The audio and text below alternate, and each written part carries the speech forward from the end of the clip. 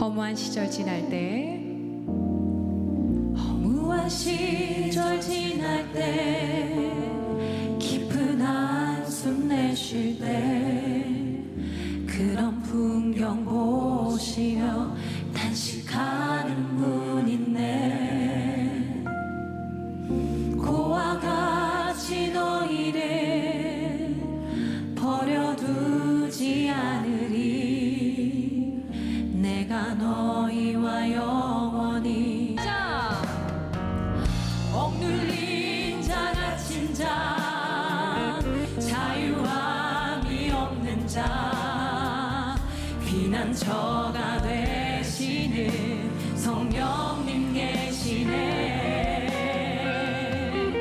주의 영이 계신 곳에 참 자유가 있다네. 진리의 영이신 성령이 오셨네. 성령이 오셨네. 성령이 오셨네. 내 주에 보내신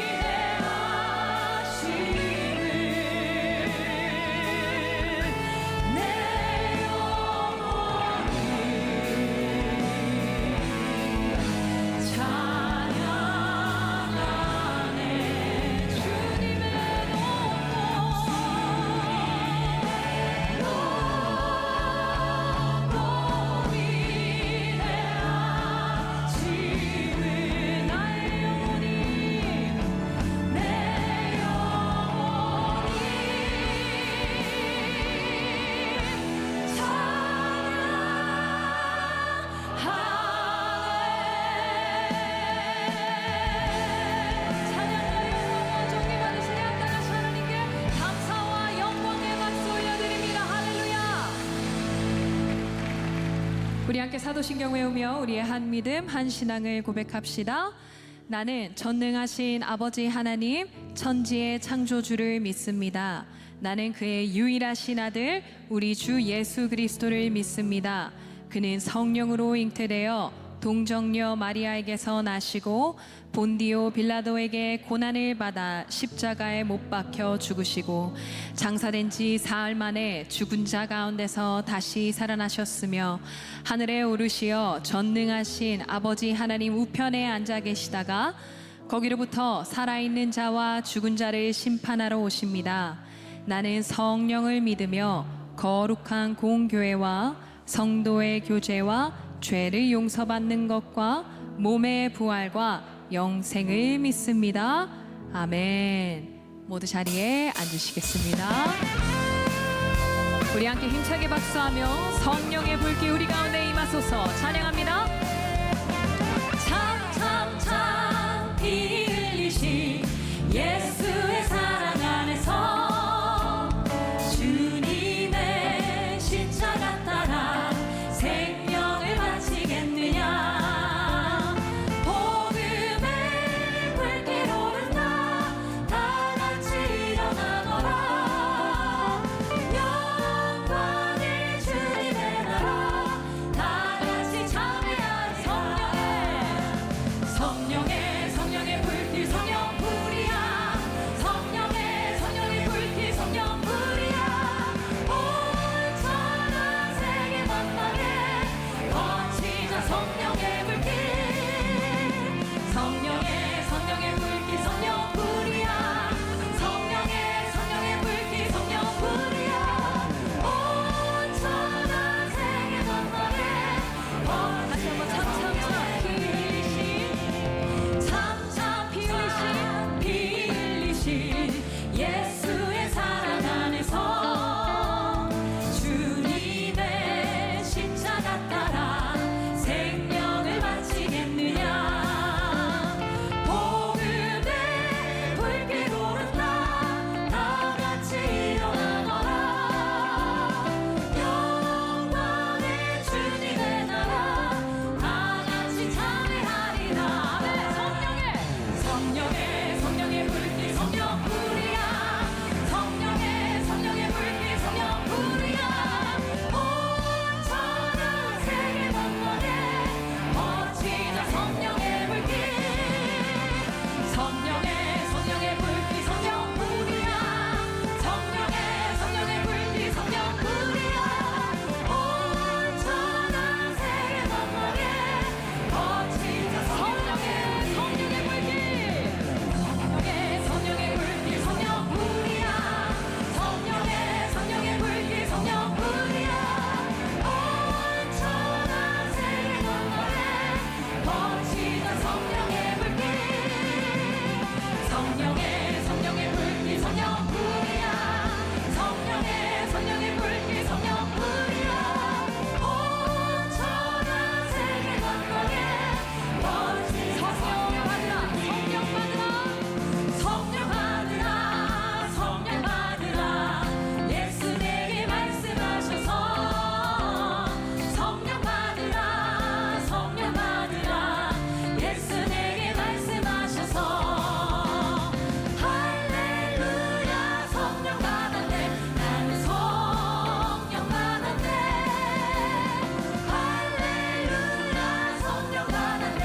나는 성령. 우리 함께 고백할까요? 평안 있으라. 예수 내게 말씀하셔서 평안 있으라. 예수 내게 말씀하셔서 할렐루야. 평안해졌네.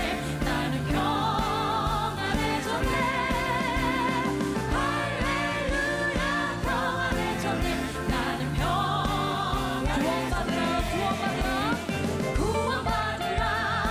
구원받으라. 예수 내게 말씀하셔서 구원받으라. 예수 내게 말씀하셔서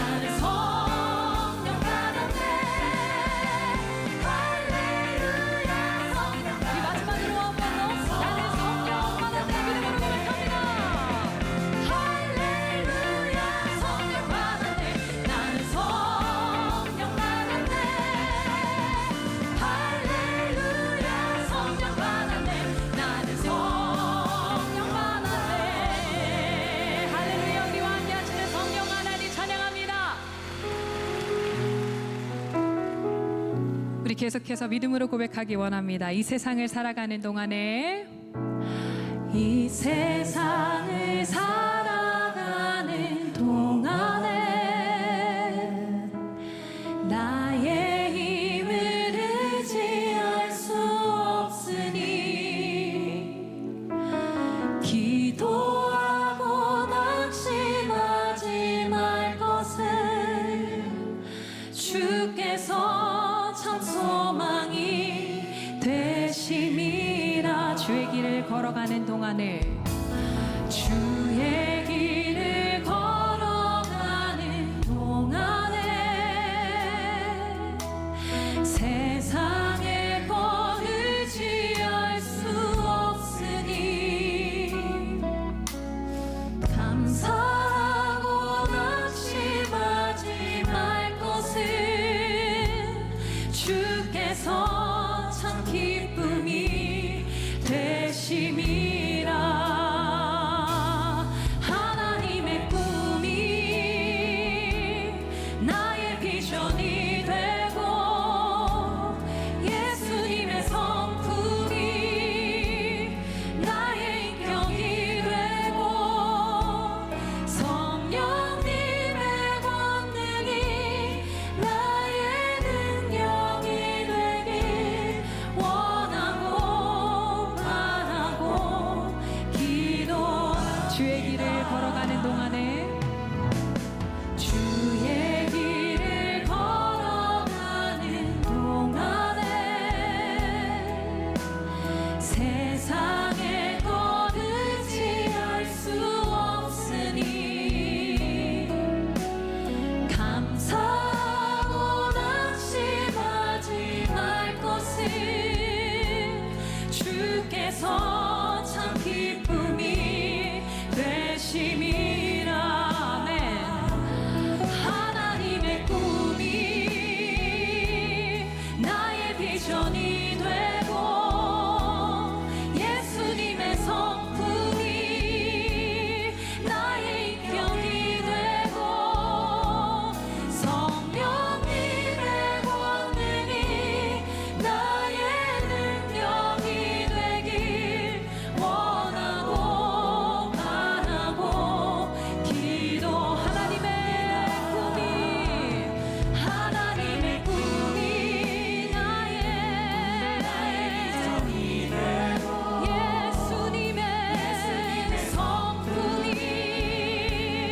나의 인격이 되고 성령님의 권능이 나의 능력이 되길 원하고 바라고. 우리 마지막으로 한 번 더. 하나님의 꿈이 나의 비전이 되고 하나님의 꿈이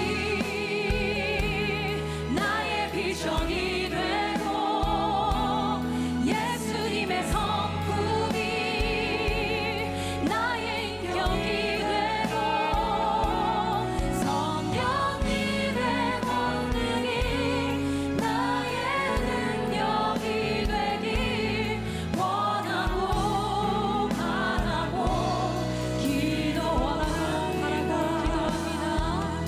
원하고 바라고 기도합니다. 원하고 바라고 기도합니다. 하나님의 꿈이 나의 비전이 되게 하시고 예수님의 성품이 나의 인격이 되게 하시며 성령 하나님의 권능이 나의 능력이 되게 하시는 하나님, 거룩한 주일 예배를 통하여 우리에게 주시는 주님의 귀한 말씀과 은혜의 축복을 받을 수 있는 시간 허락하여 주심에 감사드립니다. 언제 어디서나 우리와 함께 하시는 성령 하나님의 은혜를 잊지 않게 하시고 하나님 아버지의 뜻을 구하며 주의 말씀 앞에 귀 기울이는 저희들 되기 원합니다.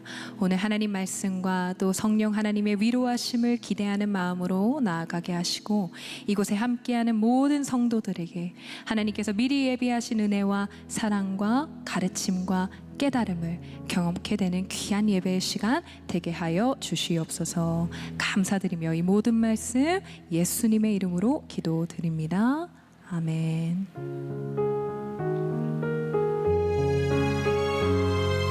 예수 이름으로 우리 구하였으니 믿음과 소망 가지고 주만 바라봅니다. 주님의 나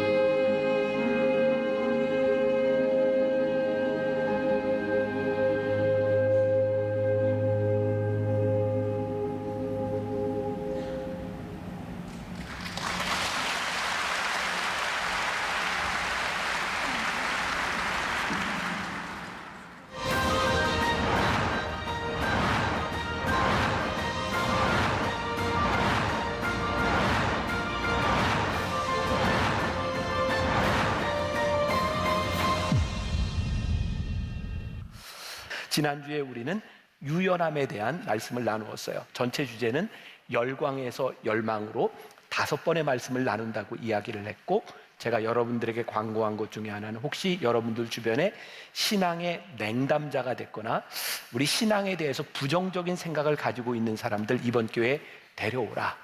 그리고 책임은 제가 집니다. 제가 우리가 믿는 신앙이 무엇인지를 설명하고 또 설득하게 될 겁니다. 여러분들은 데려오고만 오시면 돼요. 그래서 5주 동안 우리 이 말씀을 함께 나누게 되는데, 지난주에 우리들이 제자로서 살아가는데 첫 번째 요소로 우리들에게 유연함이 필요하다. 하나님 앞에 우리의 생각을 꺾을 수 있는 유연함에 대한 것. 그리고 오늘 두 번째, 우리가 주님의 제자로 살아가는데 어떻게 기쁨이 되는 삶을 살아갈 수 있을까? 두 번째 요소로 담대함에 대한 말씀을 함께 나누게 됩니다. 우리들의 삶에는요, 원치 않는 일들이 많이 발생하죠. 아마 지금 여러분들 가운데도 여러분들이 계획하지 않았던 일로 인하여 어려움을 당하는 사람이 있을 수도 있어요. 우리들이 원치 않았던 이러한 삶의 상황 가운데서 우리들이 주님의 제자로 크리스찬으로 살아가는데 그 방법이 무엇인가? 우리들이 담대함으로 나아가자. 오늘은 담대함에 대한 이야기를 나누려고 합니다. 제가 지난 추석 연휴 기간에 책을 한 권 읽었는데 그래도 믿음이 필요하다라는 책이었어요. 이 책에서 그 저자는 클레어먼트 교수인 마이클 쉐머라고 하는 사람이 쓴 책, 왜 사람들은 이상한 것을 믿는가라는 책을 소개하면서 이상한 믿음 6가지를 이야기하더라고요. 이런 거예요. 첫 번째, 교주나 담임 목사를 신격화하고 숭배의 대상으로 여기는 것. 두 번째, 우리 성도들의 재산이나 성, 노동력을 착취하는 그런 교회. 세 번째, 자기 교회나 자기 종파, 종교만이 절대적인 도덕을 알고 있다고 생각하는 배타성. 네 번째, 교리와 조직, 재정이 투명하지 않은 곳. 다섯 번째, 성도들을 끌어들이기 위해 특별한 선교 수단을 이용하는 것. 여섯 번째, 신비주의 분위기를 형성하는 것. 혹시 여러분들 가운데는 저게 뭐가 이상하지? 라고 생각하는 사람이 있을지 모르겠어요. 그런데 진짜 내가 목사의 입장에서, 우리 신앙인의 입장에서 봐도 정말 어떻게 저렇게 이상할 수 있지? 라고 생각하는 믿음의 형태들이 참 많은 것 같아요. 제가 오늘 여러분과 나누려고 하는 것, 앞으로 총 5번의 말씀을 통해서 나누려고 하는 것에 제가 어떤 정답을 제시할 수는 없을지도 모르지만 이것이 옳은지 그른지를 구별할 수 있는 기준들은 우리들이 배울 수 있지 않을까라는 생각이 듭니다. 아마 이번 5번의 말씀을 통해서 제가 여러분들에게 이야기하는 것 중에는 늘 듣던 이야기일 수도 있어요. 그런데 요즘은 제가 그런 생각을 많이 하게 되더라고요. 아무리 이야기해도 변하지 않으니, 아무리 이야기해도 잘 모르니 계속해서 반복해야 되겠다. 그러니까 나이가 드는 걸지도 몰라요. 우리들이 믿고 있는 이 신앙, 본질적인 신앙과 유사신앙의 차이는 무엇일까? 유사신앙은 다른 말로 이야기하면 사이비라고 말할 수도 있는 거예요. 유사신앙 사이비와 우리들이 하나님을 믿고 있는 우리 기독교의 신앙의 본질적인 차이, 모든 종교는 동일한 요소를 하나 가지고 있습니다. 뭐냐면 다 복을 구한다는 거예요. 여기 있는 사람들 중에 내가 하나님께 복을 구하지 않으면서 여기 앉아있을 이유가 있을까? 이렇게 생각하는 사람이 있을지 몰라요. 어쩌면 우리들이 복을 구하는 것은 우리들의 굉장히 본능적인 차원의 문제라고 생각합니다. 그런데 유사신앙은, 잘못된 신앙은 복을 구하면서 복을 받을 만한 사람으로 바뀌어지지는 않습니다. 그냥 복을 구합니다. 이것을 우리는 유사신앙으로 이야기합니다. 근데 우리가 믿는 이 기독교를 우리들이 축복의 신앙으로 말하는 것은 하나님께 우리들이 복을 구하되 하나님이 우리들에게 복을 주시되 어떤 사람에게 복을 주시는가? 복을 받을 만한 자격이 있는 사람에게. 그리고 성경을 보니까 그런 관점으로 성경을 보면 명확하게 드러나는 게 있어요. 그게 뭐냐면 하나님께서 아브라함을 부르셨을 때도 내가 너를 복의 근원으로 삼으시겠다고 말씀하셨을 때도 그냥 복을 주신 것이 아니라 복을 주시는 과정들이 나와 있어요. 이스라엘 백성들을 출애굽시키셔서 40년 동안 가나안으로 가는 그 과정 가운데서 하나님은 가나안에 들어가는 것이 목적이 아니라 이 길을 가면서 내가 너희의 하나님이 되고 너희가 나의 백성이 되는 것, 그것이 목적이라고 말씀하고 계세요. 오늘 여러분들이 예배를 드리면서 불렀던 찬양, 왜 성령에 대한 찬양을 부르고 우리의 꿈, 우리의 비전 이런 찬양을 불렀는가? 우리들의 꿈이, 우리의 비전이 주님의 기쁨과 관계가 있는가, 이걸 우리들이 분명히 살펴보아야 한다는 거예요. 제가 왜 또 내려갈까요? 중요한 얘기를 하려고 내려가는 거예요. 세상 사람들이 우리를 바라보며 야, 저 사람 예수 믿는 사람이야 라고 생각하는 거, 그리고 거기에서 끝나는 게 아니라 저 사람 진짜 예수 믿는 사람이야 라고 생각하는가, 아니면 예수를 믿는다고 생각했지만 실망하고 있는가. 요즘 최고의 스타가 임영웅 아닙니까? 임영웅. 여기도 임영웅 팬카페 들어간 분들 있죠. 임영웅. 그런가 하면 그 전에는 BTS가 굉장히, 아미들이 굉장히 활동을 많이 했던 것 같아요. 가끔 신문에 이렇게 나오는 뉴스들을 보면 아미나 임영웅 콘서트에 갔던 사람들이 콘서트를 마치고 나면 거기 있는 쓰레기들을 다 치워가지고 나온답니다. 이유는 뭘까요? 내가 생각하는 내 우상 같은 그 존재가 욕을 먹을까봐 그 사람들은 깨끗이 치우고 나온답니다. 여러분, 그런 생각 해보셨어요? 여러분들이 하나님을 믿는데 하나님이 욕을 먹지 않도록, 우리 주님이 욕을 먹지 않도록 우리는 그렇게 살아가는가? 만일 우리가 신앙생활하는 우리의 모습을 바라보며 하나님이 욕을 먹고 있다면 우리들은 주님의 기쁨이 되는 삶을 살고 있지 않다는 것이 분명한 거죠. 예를 들어 볼게요. 어떤 조그만 애가 이렇게 아파트에서 엘리베이터를 타려고 이렇게 안에서 기다리고 있는데 어떤 어른이 하나 탔습니다. 이제 누르고 올라가야 되는데 이 아이가 계속해서 열린 버튼을 누르고 있어요. 이 사람이 뒤에서 저 애가 왜 저럴까? 그랬더니 아이가 엄마를 부르는 거예요. 엄마, 엘리베이터 왔어, 빨리 와. 근데 엄마가 안 와요. 계속 열린 버튼을 누르고 있어요. 뒤에 있는 사람이 이런 생각을 하죠. 아니, 저놈이 저렇게 왜 계속 누르고 있어? 좀 올라갔다 내려오면 되지 하고 기분이 계속 상해 있는 상태예요. 근데 이 아이가 엘리베이터 열린 버튼을 누르고 또 엄마를 불러요. 엄마가 엘리베이터 왔다니까. 엄마가 막 뛰어오면서 엘리베이터에 타자마자 애를 혼내는 거예요. 너 엄마가 이렇게 하지 말라 그랬지? 그 순간 뒤에 있던 사람이 엄마는 좀 제대로 된 사람이구나 생각을 하고 있는데 글쎄 엄마가 너 엘리베이터가 뭐야? 엘리베이터 그래야지. 엄마 애를 혼내는 거예요. 이 사람이 엄마를 생각했던 그 기대가 이렇게 확 무너지는 거죠. 저는 가끔 그런 생각을 합니다. 사람들이 우리를 바라보면 야, 예수 믿는 사람이야 라고 생각했는데 어느 날 우리의 말 한마디와 우리의 행동 하나를 보며 그 기대들이 다 무너집니다. 주님의 기쁨이 되지 못하고 우리가 하나님께 욕을 돌리고 있다면 우리들이 분명히 신앙생활을 제대로 하고 있는 것은 아닌 것이 분명합니다.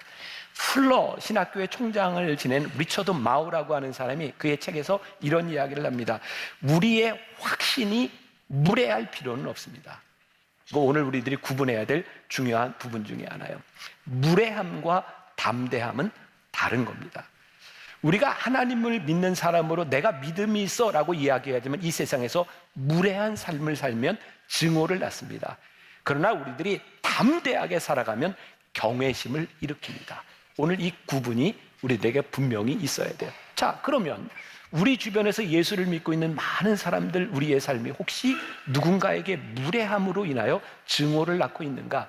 우리는 정말 담대하게 신앙생활을 함으로 인하여 믿지 않는 사람들에게 경외심을 일으키고 있는가? 이거 우리들이 구분해야 된다는 이야기죠. 자, 이제 오늘 본문의 배경으로 들어와요. 오늘 본문이 사도행전, 아니 내용 잊어버린 것까지 내가 대충 이해가 되는데 장수도 잊어버리셨어요. 사도행전 4장. 자, 좀 설명을 좀 합니다. 사도행전 1장. 예수님께서 부활 승천하시면서 제자들에게 성령을 기다리라 말씀하셨고 2장으로 넘어와서 이제 그들이 기도할 때 마가의 다락방에 성령을 체험하게 됩니다. 이제 이렇게 실물 설교까지 해야 돼. 이렇게 3장으로 와서 성령을 체험한 베드로와 요한이 성전 미문 앞에 있던 안진뱅이를 일으키는 첫 번째 기적의 사건이 있습니다. 이제 4장으로 나가면 오늘 본문 말씀이 나오는 거예요. 날 때부터 안진뱅이 되었던 이 사람이 고침을 받자 얼마나 좋았겠어요. 그래서 여기저기 다니면서 나사렛 예수의 이름으로 내가 나음을 얻었다라고 이야기를 하는데 이 이야기를 듣는 대제사장과 바리새인들과 사두개인들이 싫어했어요. 왜? 이들이 예수님을 십자가에 못 박았잖아요. 그래서 이 사람이 예수님의 도전함을 싫어했다라고 되어 있어요. 그러나 예수님의 제자들은 성령이 충만했을 때에 하나님께서 주시는 일을 행하지 않고는 견딜 수 없는 마음들이 있었던 거죠. 자, 담대함. 우리들이 주님의 기쁨으로 살아간다는 것, 우리들이 성령 충만하다고 하는 것은 무엇을 의미하는가? 성령 충만함으로 인하여 우리들이 하나님이 기뻐하시는 일을 담대하게 하는 거죠. 조금 아까 불렀던 찬양 중에 그런 찬양이 있어요. 뭐 성령 받아라, 성령 받아라, 평안 얻으라, 평안 얻으라. 근데 이게 사람이 하는 말이 아니라 예수님이 말씀하셨대잖아. 근데 우리는 그동안 옛날에 부흥회 때 기억나세요? 막 산 기도원이나 부흥회에 가면 강사 목사님들이 물 받아라 이런 것도 기억나세요? 와, 뭐 불 받. 그리고 막 요즘도 휙 하면 넘어지고 쓰러지고 그래. 참 그런 걸 보면서 성령님을 참 오해하고 있다. 성령님은 누가 주어서 받을 수 있는 것, 성령 충만하다고 하는 것은 막 뜨거워서 넘어지고 그게 성령 충만함이 아니에요. 성령이 우리 안에 계실 때 성령님으로 인하여 우리들이 성령님의 지배하에 성령님의 인도하심 가운데 담대하게 하나님 기뻐하시는 일을 하느냐, 그게 성령 충만함이에요. 우리들이 성령 충만하다고 하면서 성령님과 어긋나는 일을 하고 하나님 기뻐하시지 않는 일을 한다면 그것은 성령 충만함이 아닌 것이죠. 그래서 성령 충만함이라고 하는 것은 하나님의 마음과 그리고 하나님의 소원과 연결이 되는 거예요. 디모데전서 2장 4절 말씀 보세요. 같이 봅니다. 시작. 하나님은 모든 사람이 구원을 받으며 진리를 아는 데에 이르기를 원하시느니라. 자, 지금 예수님의 제자들, 성령 충만했던 이 사람들의 마음 가운데 어떤 마음이 있어요? 하나님의 마음이 있는 거예요. 저 병자들을 보면서 나사렛 예수의 이름으로 살려내야 되는 거예요. 그리고 담대하게 그 일을 하고 있는 거예요. 문제는 이것을 보고 있던 세상, 악한 세력들은 하나님의 소원을 그렇게 기뻐하지 않는다는 겁니다. 기억해야 될 것이 있어요.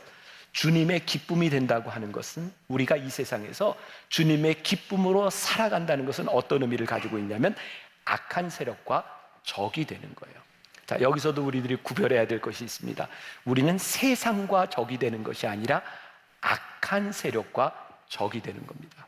우리는 종종 예수를 잘 믿는다고 하는 것을 세상과 적이 되는 것으로 생각할 때가 있는 것 같아요.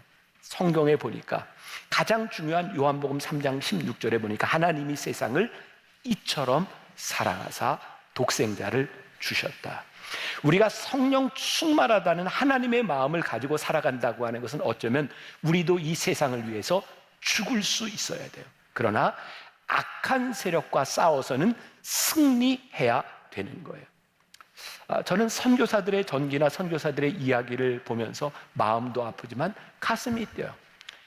우리나라에 들어와서 최초의 순교자가 되었던 토마스 선교사님은 27살에 죽습니다. 윌리엄 보든이라고 하는 예일 호프 미션이라고 세웠던 그 사람은 23살에 죽습니다. 제가 너무너무 좋아하는 오스왈드 챔버스는 43살에 죽습니다.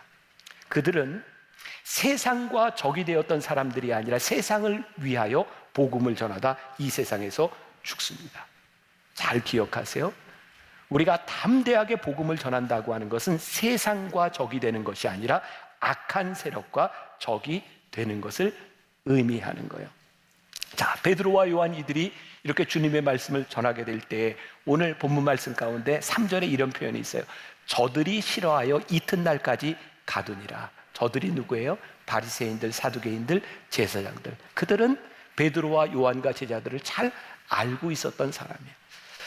여러분, 우리가 하나님을 믿으며 살아갈 때 우리들의 삶의 최전방에서 믿음의 삶을 살아갈 때 그것은 녹록한 일이 아니에요.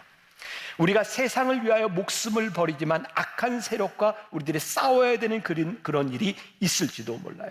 주님의 기쁨이 되기를 우리들이 원한다면 우리는 하나님께 속한 사람임을 분명히 선언할 때, 단호하게 이야기할 때 우리는 주님의 기쁨이 되는 삶을 살아요. 자, 그러면 하나님과의 소통, 우리들이 하나님의 기쁨이 되어 살아간다고 하는 것은 어떤 의미일까? 저는 이런 생각을 해요.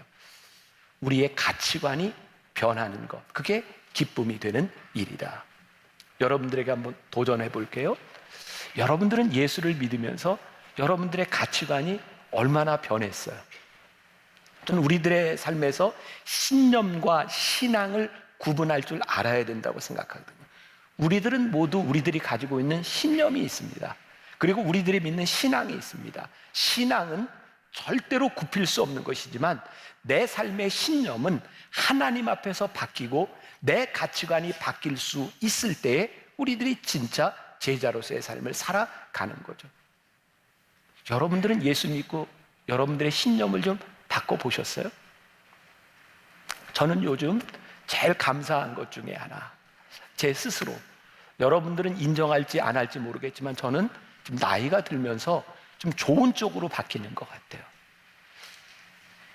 아니요, 저 진짜 그런 생각을, 왜 그런 생각을 하냐면 나이가 들면 이렇게 고집이 세진다고 이야기를 하는데 저는 제 뜻이 꺾일 때마다 진짜 감사해요.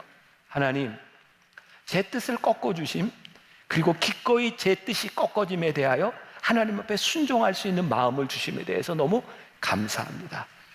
제 생각이 자꾸 굳어져서 하나님의 뜻을 가리지 않도록 인도해 주심에 감사합니다. 가끔 어떤 분들이 저에게 그런 질문을 해요. 목사님, 이제 만나교회에서 목사님 리더십도 있고 막 이런데 목사님 마음대로 다 되지 않아요? 아니요. 저는 제 뜻대로 안 될 때마다 진짜 감사한 일이 많습니다. 왜? 이 교회는 내 신념으로 되어지는 것이 아니라 하나님의 인도하심을 따라가는 것이기 때문이죠. 그래서 우리들이 살아가면서 또 우리들의 신념과 신앙을 구분해야 될 뿐만 아니라 우리들이 기도해야 될 것과 결단해야 될 것을 우리들이 구분하는 사람이 되었으면 좋겠다. 기도하는 것이 잘못된 것은 아닌데 기도하면서 결단하지 않으면 그 기도가 끝나지 않는 거예요. 우리들이 주님의 기쁨이 되기를 위하여 살아간다면서 이 세상에 우리 지켜야 되는 것들이 많이 있죠. 뭐 간단하게 이야기한다면 이 세상에서 돈이라고 하는 물질, 또 이성과의 문제, 또 우리들이 가지고 있는 명예에 대한 부분들, 저는 그런 생각이 들거든요. 하나님, 제가 돈으로부터 흔들리지 않는 사람이 되게 해주세요. 이성에게 흔들리지 않는 사람이 되게 해주세요. 명예에 흔들리지 않는 사람이 되게 해주세요. 그렇게 기도한다면 여러분들의 삶에 내려야 될 결단들이 훨씬 더 많습니다. 내 삶의 물질로부터 나를 지켜야 되는 일이 무엇인지, 내가 이성으로부터 나를 지키기 위하여 내 삶에 결단해야 될 일들이 무엇인지, 명예로부터 자유로워지기 위하여 내가 결단할 수 있는 일들이 무엇인지 우리들이 단호하게 결단하기 시작할 때, 이 담대함이 우리들에게 있을 때 우리는 주님의 기쁨이 되는 삶을 살아갈 수 있는 거예요. 오늘 말씀을 묵상하다가 저는 그런 생각을 했어요. 베드로와 요한 제자들에게, 야, 이들은 진짜 믿음의 방패를 들고 있는 사람이었구나. 믿음의 방패. 여러분, 우리가 아무리 주님의 기쁨이 되어 담대하게 믿음으로 살아간다고 하지만 세상은 우리를 좋아하지 않습니다. 이들에게 믿음의 방패가 있었어요. 내가 이것만 가지고 있으면 내가 담대하게 살아갈 수 있어. 그것이 무엇이었냐면 그들은 주님의 기쁨이 되는 일인가 아닌가를 생각하며 살았어요. 저와 여러분들에게 그런 도전이 있었으면 좋겠어요. 제가 지난주에도 그런 질문을 던졌어요. 여러분들 하나님 믿으려고 여기 모인 사람들이죠. 지금 묻는 건데 하나님 믿으려고, 신앙으로 살려고 여기 온 사람들 아니에요? 그러면 우리들에게 명확한 기준이 있었으면 좋겠다. 그게 뭐냐면 주님의 기쁨이 되는가. 제자들이요, 그들이 예수 그리스도의 복음 전함을 싫어하여 사람들이 오게 가두었어도 그들에게 명확한 방패가 있었어요. 뭐냐면 그들이 하고 있는 일이 주님이 기뻐하시는 일이야. 우리 신앙인들에게 담대함을 주는 기준이 무엇일까요? 이거 주님이 기뻐하시는 일이야. 이거 우리들의 삶의 최전선에서 이것 우리들이 구별할 수 있어야 되지 않는가. 오늘 우리들이 읽었던 본문 말씀 13절에 그들이 베드로와 요한이 담대하게 말함을 보고 그들을 본래 학문 없는 범인으로 알았다가 이상히 여기며 또 전에 예수와 함께 있던 줄도 알고. 자, 여기 보세요. 그들이 베드로와 요한과 제자들을 알고 있었다고요. 알고 있었다는 증거 중에 하나가 이들이 본래 학문이 없는 범인으로 알았다. 직업이 뭐였어요? 어부인 줄 알았다는 거예요. 그런데 이들이 복음 전함을 바라보며 이상히 여기게 되었다. 여기에서 말하는 이상히 여긴다고 하는 것은 어떤 무례함으로 와지는 그런 증오에 대한 것이 아니라 경외심을 이야기하는 거예요.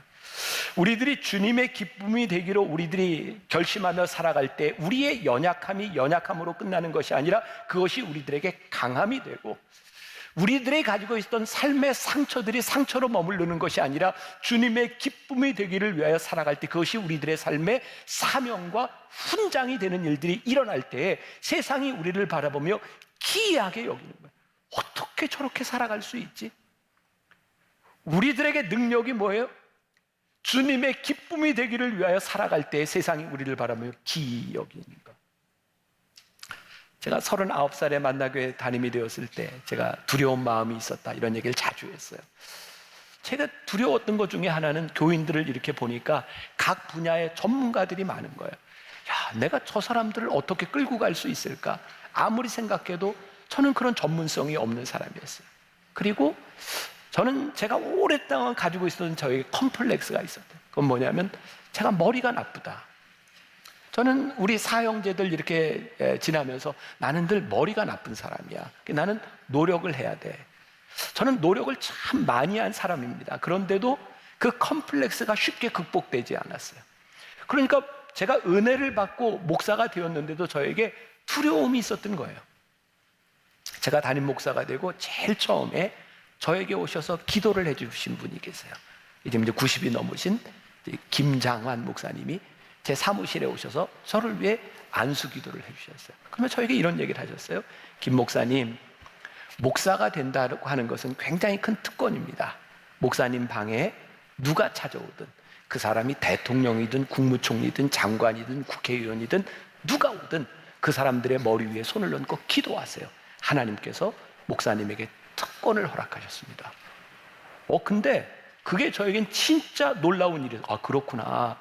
하나님이 나에게 특권을 허락하여 주셨구나. 그게 저에게 담대함이었어요. 저는 제 방에 누가 찾아오든지 어떤 사람이 찾아오든지 기도해요. 기도합시다. 안수해요. 왜?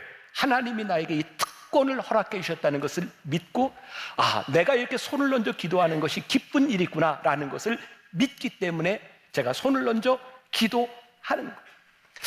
세상은 가진 것으로 일한다고 이야기할지 모르지만 성경은 오늘 하나님을 믿는 사람들은 성령이 충만해서 하나님이 기뻐하시는 일이 무엇인지를 생각할 때 우리는 믿음의 삶을 살아가는 거예요. 중요한 것은 우리들이 어떻게 하나님이 기쁨이 되는 삶을 우리들이 살아가며 우리들이 쓰임받을 수 있는가 하는 거죠. 저는 오늘 말씀 중에 제일 중요한 포인트라고 생각해요. 여러분들이 제가 하나님의 기쁨이 될 수 있도록 우리들이 나를 잘 관리하는 사람이 되어야 되겠다. 하나님의 기쁨이 되기 위해서는 우리들이 복음으로 단단히 무장해야 되지만, 그리고 악한 세력으로부터 자기를 보호해야 되지만, 무엇보다도 하나님의 영이 우리 가운데 거할 수 있도록 살아야 되는 거예요. 자, 말씀을 마무리합니다.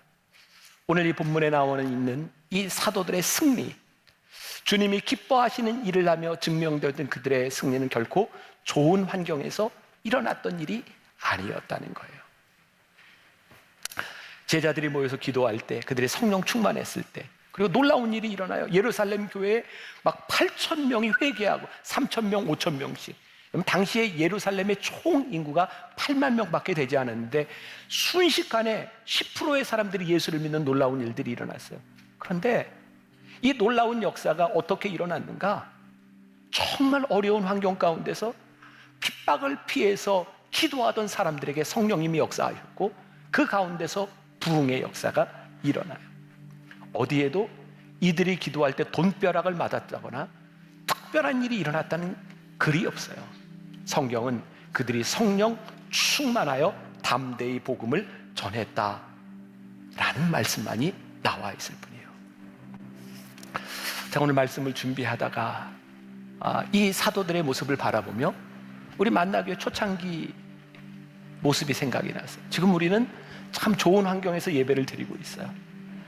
대한민국에 지금 이렇게 좋은 환경, 이런 스크린, 이런 스피커, 이런 시설에서 예배 드릴 수 있는 교회가 몇 개나 되겠어요.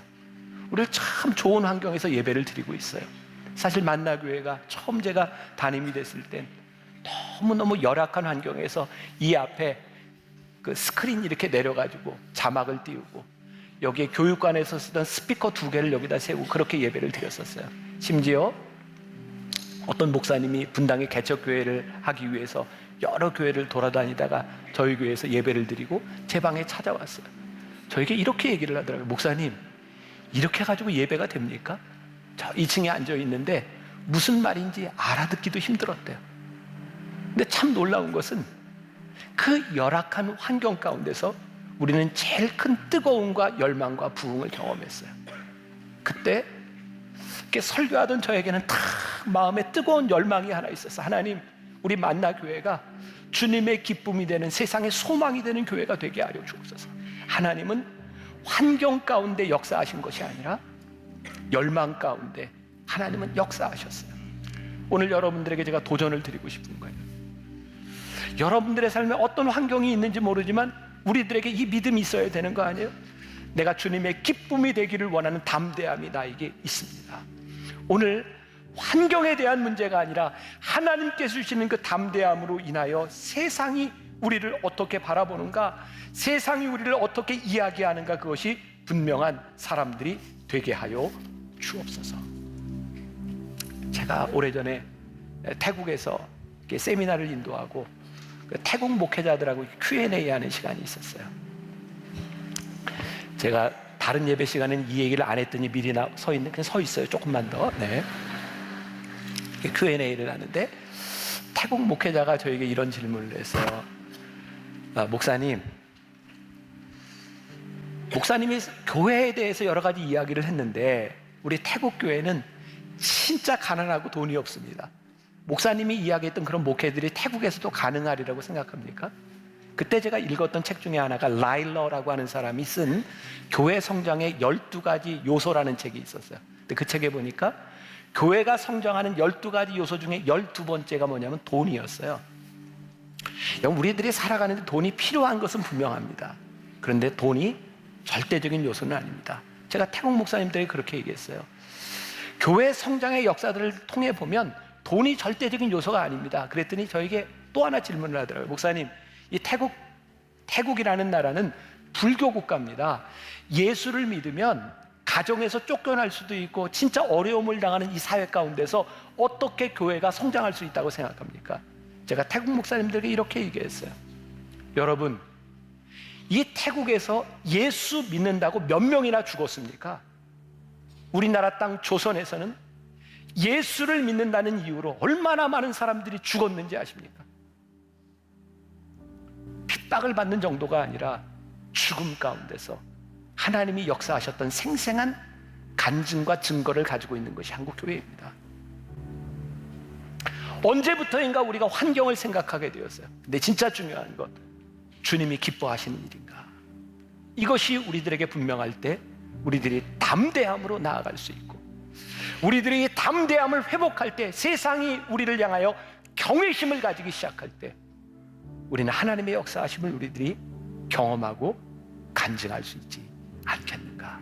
교회는 담대하게 하나님이 기뻐하시는 일을 할 때 하나님의 역사가 일어나는 것이 교회예요. 여러분들의 신앙은 하나님 앞에서 자기를 잘 관리하고 하나님이 쓰실 수 있는 준비가 되어 있어서 하나님의 영이 우리 안에 거하실 수 있도록 준비된 사람이 될 때, 그 준비된 사람을 통하여 역사하시는 일, 그것이 교회에서 일어나는 일이다.